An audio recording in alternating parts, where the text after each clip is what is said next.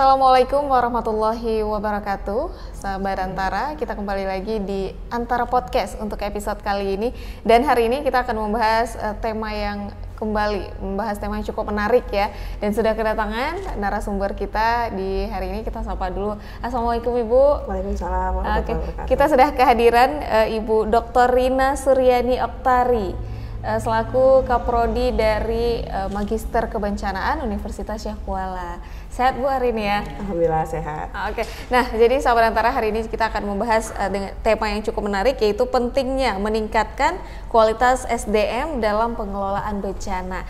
Jadi kita hadirkan langsung ya Kaprodi atau Ketua Prodi dari Magister Kebencanaan atau Manajemen Kebencanaan Bu ya, dari Universitas Syahkuala. Jadi nanti kita akan membahas ya seputar sumber daya manusia dalam kebencanaan, kemudian ya kebutuhan tentang SDM tersebut khususnya di Aceh ya, dan segala sesuatu terkait dengan manajemen kebencanaan pastinya.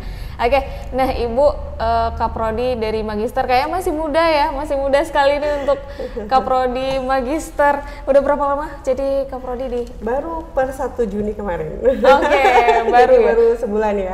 Kayaknya dapat bocoran juga ini Kaprodi termuda di USK nggak sih Bu? Iya. Oke, nah jadi tadi sempat ya ngobrol juga nih sama Bu Okta ya panggilannya Bu ya. Ternyata Bu Oktanya sendiri juga lulusan dari Magister Ilmu Kebencanaan di Universitas Syahkuala di angkatan pertama. Dan di tahun ini akhirnya menjadi Kaprodi ya dari Ilmu Kebencanaan sendiri. Oke, nah hari ini kita membahas tentang kualitas SDM di kebencanaan gitu Bu. Jadi sebenarnya di Aceh ya khususnya, gimana sih kebutuhan SDM untuk ya background kebencanaan gitu? Baik, mungkin saya mulai dengan flashback ya peristiwa tsunami 2004, di mana peristiwa tsunami itu mengajarkan kepada kita pentingnya membangun kesiapsiagaan. Dulu tsunami 2004 terjadi, banyak dari kita yang tidak tahu ya apa itu tsunami, bagaimana harus merespon tsunami, apa penyebabnya, kemana harus evakuasi, kan kita tidak tahu apa-apa. Karena dulu memang ketika kita melihat sebuah bencana itu paradigmanya itu masih paradigma lama. Jadi paradigma itu responsif. Kita menunggu bencana itu terjadi baru merespon. Nah, tapi pasca tsunami 2004 itu akhirnya kan membuka mata semua pihak ya bahwa ya harus ada upaya yang dilakukan sebelum bencana itu terjadi ya. Salah satunya adalah meningkatkan kapasitas pengetahuan, ya, meningkatkan kapasitas sumber daya manusianya dalam merespon bencana itu terjadi. Karena kita lihat bahwa bencana itu adalah interaksi yang kompleks antara bahaya, ancaman, ketemu dengan kerentanan, di mana kerentanan ini adalah manusianya gitu ya, yang tidak siap dalam menghadapi bencana, dan juga tidak adanya kapasitas. Nah, inilah makanya kenapa sebenarnya membangun kapasitas sumber daya manusia dalam pengelolaan bencana ini menjadi penting. Ini juga yang akhirnya memotivasi Universitas Syahkuala ya mendirikan waktu itu di tahun 2006 pusat riset tsunami yang sekarang namanya Tsunami and Disaster Mitigation Research Center. Kebetulan saya juga salah satu peneliti di sana. Dan akhirnya pada tahun 2011 dibuka karena memang mendapatkan langsung mandat dari pemerintah Indonesia ya untuk membuka program studi Magister Ilmu Kebencanaan di Aceh. Waktu itu juga tahun 2010 ada kunjungan dari Bapak Wakil Presiden ke kantor TDMRC. Salah satunya tadi memberikan mandat bahwa ya Aceh ini harus menjadi Center of Excellence untuk kebencanaan. Artinya kebutuhan sumber daya manusia yang terampil dan memiliki kapasitas pengetahuan yang baik untuk pengelolaan bencana itu menjadi penting, apalagi di Aceh ya yang memang notabene daerah yang sangat rawan terhadap bencana. Dan apalagi sekarang juga setelah tsunami 2004 kan kita lahir ya Undang-Undang Penanggulangan Bencana tahun nomor 24 tahun 2007 yang akhirnya diikuti dengan berbagai peraturan yang salah satunya juga mendirikan Badan Nasional Penanggulangan Bencana di tingkat nasional dan juga Badan Penanggulangan Bencana daerah. Nah, dengan adanya institusi-institusi ini juga artinya lagi-lagi ya sumber daya manusia yang kompeten di bidang kebencanaan itu juga menjadi sangat dibutuhkan seperti itu. Oke. Jadi untuk saat ini sudah ya hampir 20 tahun gitu pasca tsunami di Aceh. Jadi apa sudah cukup SDM-nya atau masih sangat kekurangan? masih sangat-sangat kurang ya. Kalau kita lihat sekarang ini orang-orang yang mengisi di institusi badan penanggulangan bencana daerah itu belum memiliki latar belakang kebencanaan seperti itu. Jadi memang masih misalnya dia dimutasi dari dinas kesehatan sebelumnya atau dinas sosial gitu ya, atau dinas pemadam kebakaran, yang artinya memang belum memiliki kapasitas pengetahuan yang kaitannya dengan penanggulangan bencana.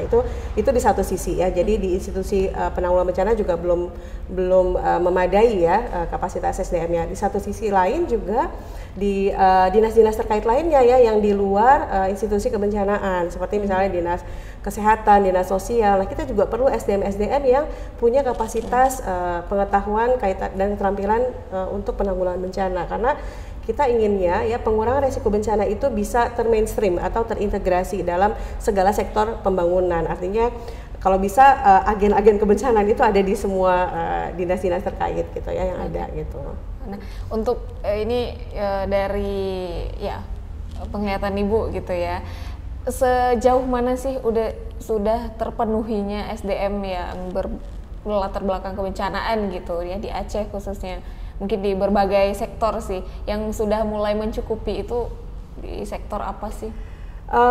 Dan ini sekarang kita di Magister Ilmu Kebencanaan sudah angkatan ke-11 ya, jadi 11, memang alumninya juga sudah cukup banyak, dan itu sebenarnya tersebar tidak hanya di Aceh tapi juga di Indonesia, bahkan ada yang beberapa berkarir di negara lain gitu ya, ada yang di Jepang, ada yang di Maldives gitu ya, karena memang kalau kita berbicara kebencanaan itu kan dia tidak terbatas oleh negara gitu ya, dia bisa merespon di mana saja karena kita juga punya panduan secara global ya untuk merespon bencana. Nah, di Aceh sendiri beberapa alumni itu memang kebanyakan waktu awal-awal angkatan saya itu mereka memang orang-orang yang penggiat kemanusiaan, penggiat kebencanaan gitu, yang banyak membantu upaya tsunami recovery waktu tahun 2004. Jadi mereka sudah dengan berbagai pengalaman sehingga akhirnya kuliah di Magister Ilmu Kebencanaan itu untuk ya tadi mereka semakin memperdalam ya secara saintifiknya itu seperti apa, kemudian mereka mengerjakan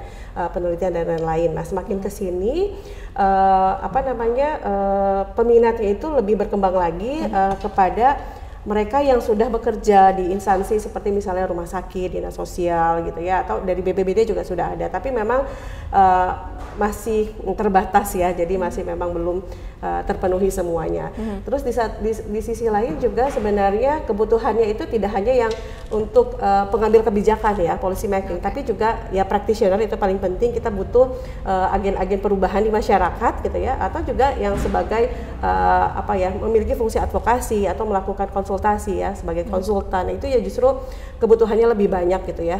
Nah, artinya memang peluang untuk bekerja di bidang penanggulangan kebencanaan ini sangat-sangat besar, karena memang ya tadi kita hidup di daerah yang sangat-sangat rawan bencana gitu ya. Jadi istilahnya nggak akan pernah apalagi kita tidak hanya bencana, sekarang juga dihadapi dengan dampak dari perubahan iklim gitu ya, kerusakan lingkungan yang lainnya. Jadi memang ini juga menjadi tantangan tersendiri, sehingga kita harus lebih menyiapkan diri ya, membangun masyarakat yang lebih resilient, yang lebih tahan terhadap bencana tadi dengan membangun kapasitas gitu ya, kapasitasnya sehingga bisa merespon secara tepat.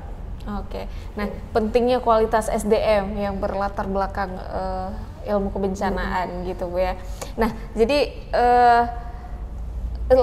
SDM yang seperti apa gitu, yang kualitas yang bisa kita ukur itu yang seperti apa? Maksudnya di berbagai sektor ya, yang paham yang bagaimana tentang kebencanaan gitu yang dibutuhkan di Aceh saat ini. Ya, ini sederhananya saja ya. Sebenarnya gini, pasca tsunami 2004 itu kita banyak sekali menerima program-program dampingan ya, bantuan dari baik dari pemerintah nasional atau lembaga non pemerintah juga, lembaga UN, PBB gitu kan, banyak sekali ya memang waktu itu berbagai lembaga ya datang membantu Aceh gitu ya, dan itu beberapa upaya yang dilakukan termasuk meningkatkan kesiapsiagaan masyarakat.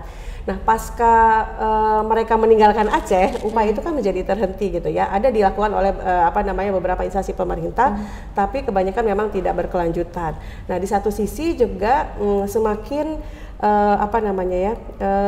semakin seperti sekarang sudah mau 17 tahun tsunami gitu ya, lambat laun pengetahuan atau memori, retensi memori yang ada di kita tuh lama-lama akan menurun gitu ya. Pasca 10 tahun tsunami saja, waktu kita melakukan penelitian gitu ya, itu mayoritas masyarakat kota Banda Aceh sudah lagi tidak mempertimbangkan bahaya tsunami untuk memilih tempat tinggal. Itu baru 10 tahun, bagaimana 30 tahun, bagaimana 50 tahun ke depan. Jangan-jangan nanti anak cucu kita udah nggak tahu lagi kalau dulu pernah terjadi tsunami gitu ya. Jadi pertama penting untuk merawat pengetahuan kebencanaan itu. Kemudian yang kedua, karena banyak terjadi miskonsepsi, misinterpretasi ya. Jadi kesalahpahaman dalam memahami pengetahuan kebencanaan ya. Ini bisa terlihat pada saat dulu pernah terjadi gempa 11 April 2012. Nah, itu kan gempa kembar gitu ya. Nah, itu banyak sekali sebenarnya pemahaman-pemahaman yang kurang tepat ada di masyarakat. Nah, artinya memang perlu ada yang meluruskan itu ya. Nah, selama ini kan mungkin fungsi peneliti dan akademisi sebenarnya sangat dibutuhkan, tapi juga itu terbatas, sehingga memang SDM yang memiliki kapasitas pengetahuan yang tepat ini sangat dibutuhkan dalam rangka apa? Meluruskan pemahaman-pemahaman yang salah di masyarakat. Itu dari segi praktisnya gitu ya. Nah, dari segi pengambilan kebijakan, kita juga butuh SDM yang bisa tadi mengadvokasikan. Oke, kita sudah melakukan misalnya pengkajian risiko bencana di daerah ini, bahwa daerah ini rawan bencana, tidak boleh dibangun segala macam, tapi apakah hasil kajian risiko bencana itu benar-benar digunakan dalam pembangunan? Nah, itu juga kita butuh orang yang bisa tadi mengadvokasi itu. Itu dari segi pengambilan kebijakan. Kemudian dari segi perkembangan ilmu pengetahuan, kita juga perlu SDM yang memang dia secara berkelanjutan melakukan riset-riset ya kaitannya dengan kebencanaan, karena kita lihat kebencanaan ini sifatnya dinamis ya, jadi tidak statis, bahwa misalnya pada saat tsunami 2004 tsunami-nya didahului oleh air surut. Tapi apakah semua tsunami didahului oleh? Ternyata tidak. Kita lihat beberapa peristiwa tsunami yang terjadi itu ternyata tidak didahului oleh air surut. Artinya memang karakteristik tsunami di satu daerah itu tidak bisa disamakan dengan daerah-daerah lain. Sehingga akhirnya tadi butuh riset yang berkelanjutan. Apalagi sekarang kita juga dihadapkan oleh yang namanya ada systemic risk gitu ya, ada yang namanya cascading risk. Jadi bagaimana misalnya satu peristiwa bencana itu diikuti oleh bencana-bencana lain, misalnya yang tsunami Palu ya, bagaimana peristiwa gempa kemudian diikuti tsunami, kemudian diikuti oleh likuifaksi. Nah, itu artinya perlu kajian-kajian. Nah, kita perlu juga SDM yang bisa tadi fokus juga untuk perkembangan ilmu pengetahuan khususnya di bidang kebencanaan gitu. Jadi banyak sebenarnya PR-nya gitu banyak ya. Dan banyak peluangnya juga. Iya, banyak peluang. Jadi banyak banyak lini juga yang harus betul, ini ya. Betul. Gitu. Nggak cuman mungkin ya kalau kata Ibu tadi banyak nih yang masuk kebencanaan dari teknik dan segala macam. Nah, nggak cuman bangunan tapi manusianya harus diuruskan gitu, kebijakan dan sebagainya. Oke. Nah, jadi dengan kebutuhan SDM yang sedemikian rupa, sedemikian banyak, ya semoga semakin banyak juga nih yang tertarik ya untuk belajar ilmu kebencanaan itu. Seperti yang Ibu bilang tadi juga, bahwa masyarakat saja sekian tahun tsunami ini udah mulai lupa gitu. Itu antara sembuh dari trauma atau memang itu harusnya bagaimana tuh, Bu? Ya, itu sebenarnya gini ya, harus dibedakan, karena yang namanya intergenerational knowledge transmission, itu transmisi pengetahuan dari generasi-generasi itu perlu dijaga juga seperti itu ya, bahwa kita nggak boleh larut-larut dalam kesedihan, itu tapi di satu sisi kita juga harus tetap merawat pengetahuan itu, bahwa pernah terjadi tsunami, kemudian kalau tsunami harusnya seperti apa segala macam gitu ya. Jadi titik poinnya sebenarnya tadi transmisi pengetahuan gitu. Karena gini ya, kita juga pernah kita belajar dari kasus tsunami 2004, bagaimana masyarakat Simelu yang diselamatkan oleh kearifan lokal Smong. Nah, itu kan juga sebenarnya ada proses transmisi pengetahuan yang terus-menerus dilakukan dari generasi ke generasi. Jadi itu dalam rangka merawat pengetahuan tadi. Dan itu terbukti kan ternyata bisa menyelamatkan banyak nyawa seperti itu. Jadi kalau misalnya di masyarakat kita secara umum, di luar kebijakan dan bangunan dan sebagainya, ini di masyarakatnya kayak tadi, sebaiknya apa sih yang harus dilakukan, atau harus ada pendidikan kebencanaan khusus atau gimana menurut Ibu? Ini juga salah satunya yang memang menjadi inisiatif dari Universitas Syah Kuala. Jadi kebetulan saya juga terlibat di dalamnya. Jadi pasca gempa 2016 itu kan akhirnya menyadarkan kita nggak bisa nih seperti ini gitu ya, bahwa kami kan rutin juga melakukan evaluasi tentang recovery assessment setelah 10 tahun tsunami, 15 tahun tsunami, dan ternyata memang misalnya ya edukasi kebencanaan yang dilakukan di sekolah-sekolah itu rata-rata tidak berkelanjutan, rata-rata memang lebih ke project based ya, jadi ada serangkaian kegiatan dilaksanakan, sudah habis anggaran, udah selesai gitu, jadi tidak ada keberlanjutan. Nah ini juga akhirnya menginisiasi Universitas Syah Kuala untuk menyusun naskah akademik untuk rancangan kanun pendidikan kebencanaan, dan alhamdulillah kami juga dilibatkan menjadi tim penyusunnya, tenaga ahli untuk rencana rancangan kanunnya pendidikan kebencanaan. Namun sayangnya saat ini masih belum. Kemarin sempat ada dari fasilitasi dari Kementerian Dalam Negeri itu menyatakan bahwa proses ini harus dihentikan, tapi akhirnya disurati lagi oleh Gubernur bahwa kita perlu yang namanya kanun pendidikan kebencanaan. Dalam rangka itu tadi yang namanya membangun kesiapsiagaan itu nggak cukup hanya ikut 2 jam seminar atau ikut 2 jam drill kemudian dianggap siap gitu ya, tapi harus upaya yang terstruktur, sistematis dan berkelanjutan. Nah itu makanya kenapa kita mendorong adanya kanun pendidikan kebencanaan seperti itu. Berarti akan ada kemungkinan kedepannya akan ada pendidikan khusus nih kebencanaan mungkin dari sekolah-sekolah. Nggak hanya sekolah sih sebenarnya, itu mengatur semuanya, baik di tingkat keluarga, masyarakat. Jadi pendidikan formal, non formal, informal itu semua diatur di situ. Semua. Jadi nggak hanya di sekolah-sekolah gitu. Semoga ini insya Allah sangat bermanfaat ya, apalagi seperti yang kita ketahui daerah kita itu cukup rawan terhadap bencana, dan seperti yang Ibu bilang tadi, bahkan bukan hanya bencana seperti bencana yang kita rasakan kayak tsunami, tapi perubahan iklim yang juga mendatangkan berbagai macam bencana juga gitu. Nah jadi untuk tadi dari segi masyarakatnya, insya Allah akan ada pendidikan khusus tentang kebencanaan. Nah dari kebijakan dan juga bangunan atau struktur yang setelah tsunami tahun 2004, apakah sudah ada hal-hal khusus yang dilakukan gitu Bu? Kalau itu memang kita kebetulan di TDMRC ada klaster riset khusus. Kita bahkan di TDMRC itu ada fasilitas yang namanya shaking table, jadi untuk menguji kekuatan bangunan segala macam gitu ya. Dan artinya memang untuk yang kaitannya dengan infrastruktur ini kita perlu kajian lebih lanjut ya. Artinya perlu tadi SDM juga yang bisa concern untuk melihat misalnya kekuatan bangunan, karena bencana itu terjadi karena adanya tadi kan ya hazard, bahaya alamnya, dan kerentanannya. Kerentanan ini kan bisa disebabkan oleh bangunan yang tidak tahan gempa misalnya kan. Gempa itu mematikan karena apa? Apa karena gempanya? Bukan kan, tapi karena bangunan yang tidak tahan gempa. Nah ini juga persepsi yang selama ini di masyarakat kita menganggap bahwa misalnya gempa bumi, banjir, longsor itu adalah bencana. Padahal itu adalah bahaya alam yang berpotensi terjadi bencana kalau ketemu dengan kerentanan tadi. Kerentanan itu siapa? Manusia. Nah, makanya kami juga ini kebetulan saya juga sekretaris Masyarakat Penanggulangan Bencana Indonesia (MPBI). Nah, kita mengkampanyekan untuk tidak lagi menyebut bencana alam. Jadi there is no such thing called natural disaster. Jadi nggak ada yang namanya bencana alam. Kenapa? Ketika kita ngomong bencana alam, itu seolah-olah alam yang salah. Kita yang salah. Padahal yang nggak siap tuh kitanya kan. Kita yang tidak bisa merespons secara tepat. Kitanya yang membangun rumahnya yang nggak tahan gempa. Kitanya yang ya itu ya, jadi lebih ke manusianya kan. Kalau misalnya kayak gempa itu proses fenomena alam ya, dia dapat terjadi. Tapi kalau misalnya kita siap, bangunannya juga kuat, ya mungkin kita hanya diayun saja dengan gempa tersebut. Tapi bencana itu terjadi karena apa?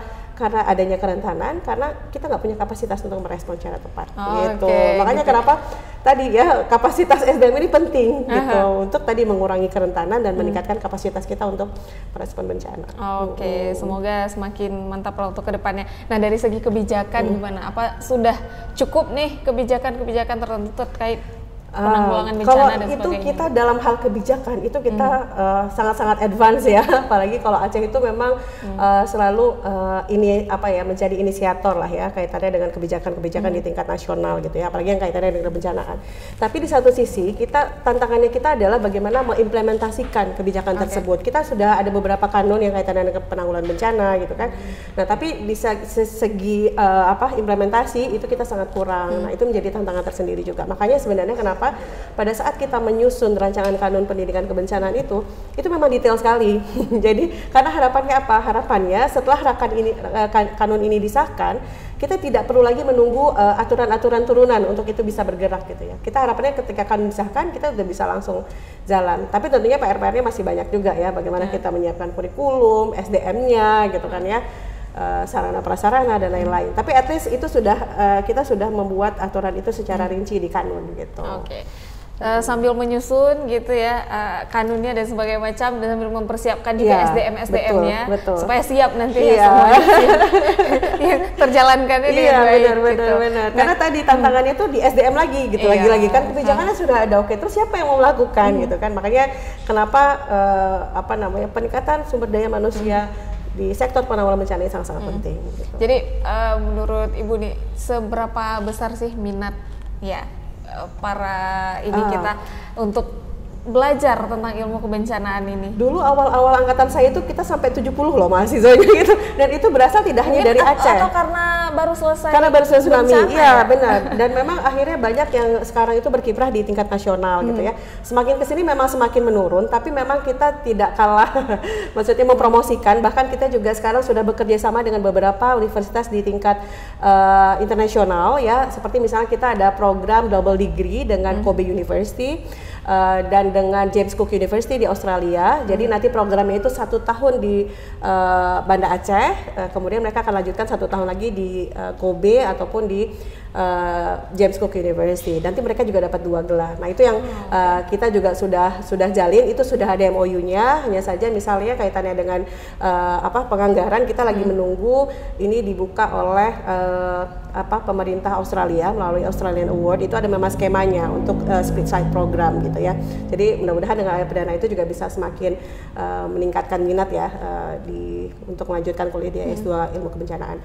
Dan juga kita juga alhamdulillah Magister Ilmu Kebencanaan ini menjadi salah satu daftar program studi yang bisa mahasiswanya ini memperoleh beasiswa BPI beasiswa pendidikan Indonesia itu dari Kemdikbud. Ya, itu juga kita masuk dalam listnya. Jadi ini kita juga sedang hunting nih mahasiswa-mahasiswa yang berprestasi yang bisa nanti diikutkan pada program beasiswa ini gitu. Oke.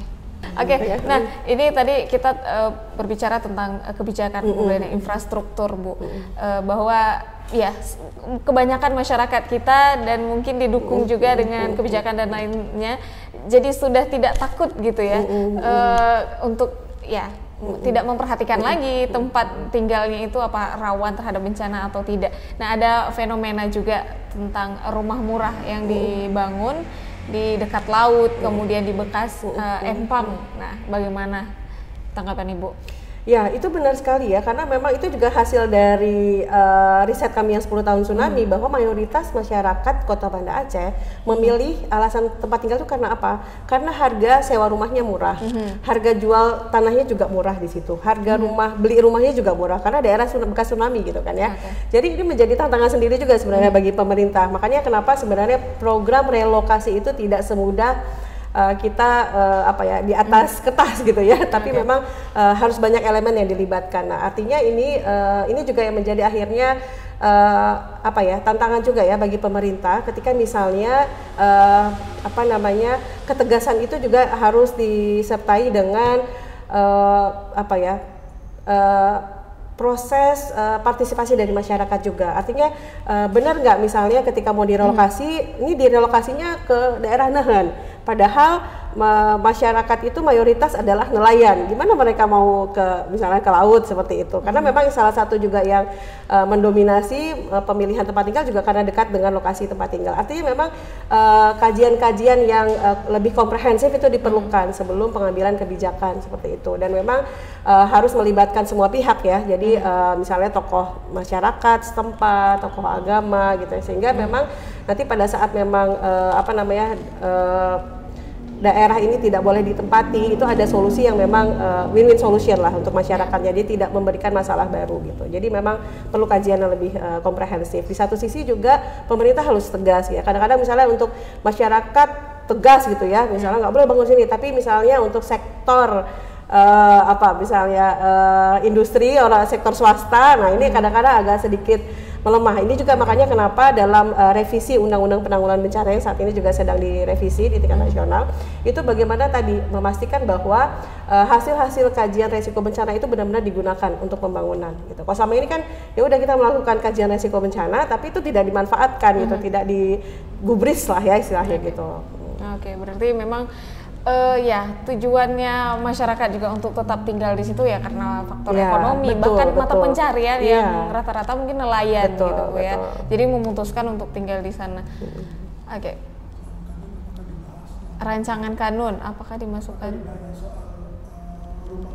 Oke. Oh, di kanun ya. Ya. Oke.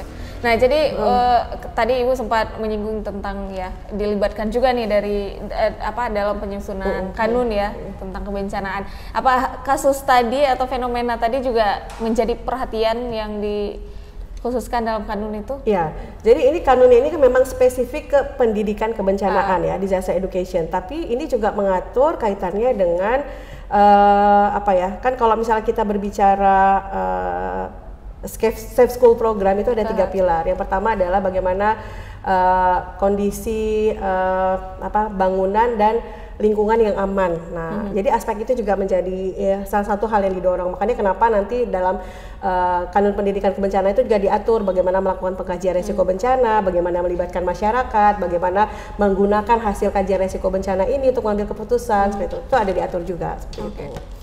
Gitu. Ini kira-kira kanunnya kapan bisa di perjuangan panjang banget ya. Jadi udah berapa lama ini? Udah kan dari 2016 itu Okay. naskah akademik ya. Itu memang dari Universitas Syah Kuala yang menginisiasi gitu ya. Kemudian mulai dibahas sampai awalnya itu diinisiasi oleh pemerintah Aceh, kemudian akhirnya ditukar jadi diinisiasi oleh DPR seperti itu. Tapi ya kita nggak masalah lah itu ya. Tapi memang prosesnya itu cukup alot sampai sekarang, bahkan sampai mulainya itu dari sebelum COVID sampai sekarang belum ada titik temu. Nah, terakhir saya terima update dari Biro Hukum, katanya akan dilakukan diskusi kembali ya antara eksekutif dan legislatif gitu ya untuk kita mencoba mencari jalan tengah agar kanun ini bisa segera disahkan gitu ya. Oke, semoga segera disahkan dan juga ya semoga segera berdampak bagi kita semua, khususnya masyarakat Aceh gitu ya. Karena kita nggak tahu nih lokasi kita gempa juga masih sering kita rasakan, belum lagi fenomena bencana-bencana lainnya. Lokasi-lokasi yang ada. Kalau itu teknis banget ya, kebetulan bukan kajiannya saya, jadi tapi memang ada cluster riset di TDMAC yang mengkaji itu ya. Jadi kajian apa istilahnya? Bukan potensi likuifaksi apa ya? Iya, likuifaksi lah gitu. Jadi memang ada dikaji secara khusus gitu, dan itu sepertinya sudah ada petanya juga. Waktu itu kerjasama dengan Badan Penanggulangan Bencana Aceh. Gitu. Oke, kira-kira lokasi yang itu yang seharusnya bocoran juga. Masih ditinggali masyarakat nggak sih di lokasi masih. Oke. Jadi itu yang seharusnya menjadi perhatian sangat penting ya. Betul. Karena ya pasti akan, maksudnya kalau misalnya itu akan terjadi, misal terjadi lagi bencana alam yang besar, pasti yang jadi korbannya yang paling dekat-dekat dengan pesisir gitu ya. Oke, kita doakan ya semoga segala kebijakan dan juga kanun yang sedang dirancang tersebut bisa segera selesai. Amin, dan juga masyarakat ini semakin paham ya, bukan berarti jangan sembuh dari trauma kebencanaan, tetapi ilmunya itu yang harus tetap ada, harus tetap dipelajari, karena ya kita daerahnya yang rawan dengan bencana, kita nggak tahu kapan bencana itu akan datang. Yang penting manusianya harus siap. Kayak Ibu bilang tadi ya, ini sebenarnya bukan bencana alam ya, tapi kalau misalnya kita siap, itu kita bisa ada penanggulangannya dari manusia. Oke, itu dia perbincangan kita hari ini dengan Ibu Okta ya tentang sumber daya manusia dalam ilmu kebencanaan dan sebagainya. Semoga sukses terus tuh Ibu ke depannya, dan juga prodi ilmu kebencanaannya ya, dan juga yang sedang studi di ilmu kebencanaan sukses terus, dan semoga bisa terus meningkatkan sumber daya yang berkualitas di segala instansi yang membutuhkan sumber daya tentang kebencanaan di Aceh. Oke, terima kasih Ibu sekali lagi. Terima kasih juga untuk sahabat Antara. Kita akhiri podcast kita kali ini. Assalamualaikum warahmatullahi wabarakatuh. Waalaikumsalam warahmatullahi wabarakatuh.